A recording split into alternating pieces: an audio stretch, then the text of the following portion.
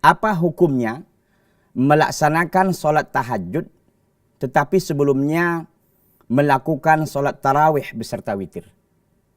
Ya, ini pertanyaan sangat jelas sekali ya, bagaimana ketika ada seseorang atau seorang muslim, seorang muslimah telah melaksanakan sholat tahajud, ya, kemudian ditutup dengan witir.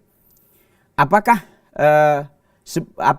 bolehkah dia melakukan tahajud kembali, sedangkan dia sudah melakukan tarawih, ya, dan witirnya?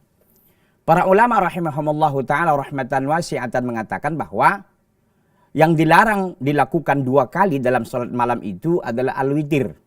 Makanya dalam riwayat al-Imam At-Tirmidzi rahimahullah rahmatan wasi'atan, Rasulullah sallallahu alaihi wasallam mengatakan la witrani fil laili, tidak ada 2 witir dalam satu malam.